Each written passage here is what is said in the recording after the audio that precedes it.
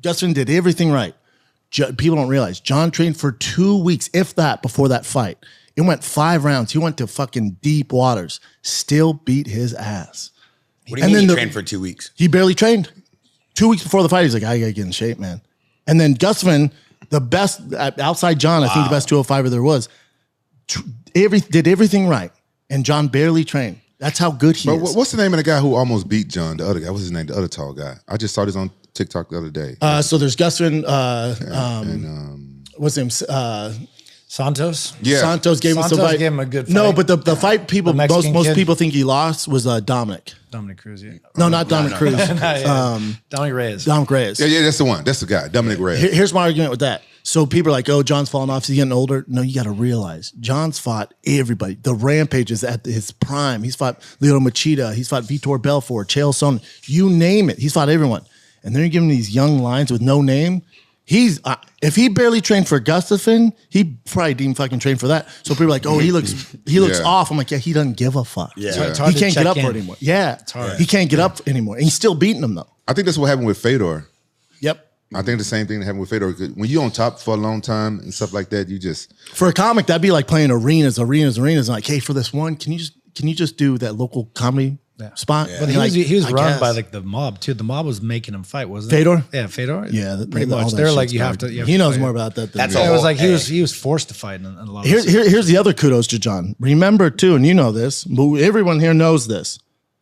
When he was beating the best of the best, Lyoto Machidas, the Vitor Belforts, all those, it was the Wild West. Steroids were flowing, bro. For real? Come on. And UFC? Come on. You're not. The TRT exemption? Oh, even I applied for it. Yeah. I applied for it. They're like, no. I'm like, You what just the fuck? fill out the form. Like, remember Alistair Overeem and Brock Lesnar? Like, come on, what are we doing? Alistair was clean. Let's be careful now.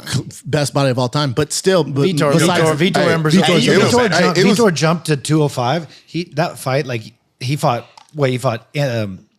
Anthony in Brazil. Mm-hmm. Then he fought Bisping. Then he fought me. And then he fought Dan Henderson and went up a weight class and just looked huge. Jacked. Yeah, but it was Chael Sonnen that fucked it up for everybody. Then he went back up and fought. I say that. Wait, why Chael Sonnen mess it up for everybody? Because he went over. We was only supposed to go up to like what 800. They gave us to go up to 800. See that. But the problem there is everyone thinks that Chael was actually under the levels.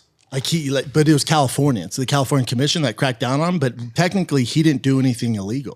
That's what's crazy. But the narrative out there is Chael's, the Lance Armstrong. He's not. Yeah, there's other guys that I won't call him out. There's other guys that fucked it up. I called it out because this is what I was told, and I can't remember who told me, but one of the doctors at the UFC said that he went over the levels that we was allowed to. Different guy. 800 is the levels. You can reach 800 easily, naturally. Can we hear it off record? Yes. All right, cool. I got something I want to talk to him about. I appreciate you taking time to do this because I know you guys did a very unique show outside. I'm excited to see that. That's just car stuff. I'm excited to see that because that car is one of my favorite cars that he owns. This guy's a big car head.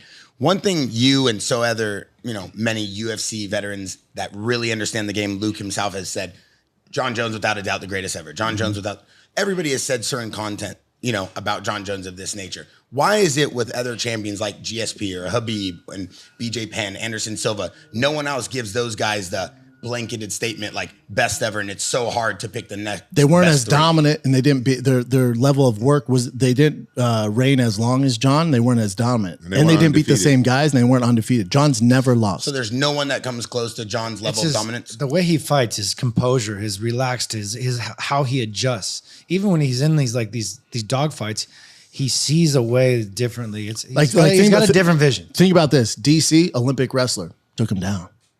Like some would say, and you can see DC's face. He's like, "Fuck!" Like he's almost broke DC. I'm not saying he broke DC, but it was damn close.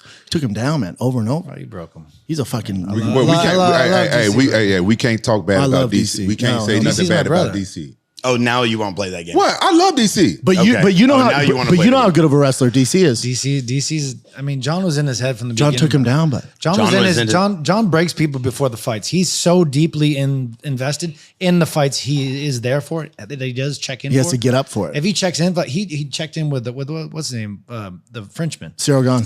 He was gone. He wasn't even fighting. The moment John walked in the cage, he was like, "Yeah, it was already over." It was over. Yeah, I knew that. I was like, I'm fighting the cool guy. You got fucking Tony Robbins. You got everybody's fucking standing up for John Jones. How come John didn't try to get in my head though? One thing he did to me that I didn't like when we had to stare down, he wouldn't look at me, so I just turned my back.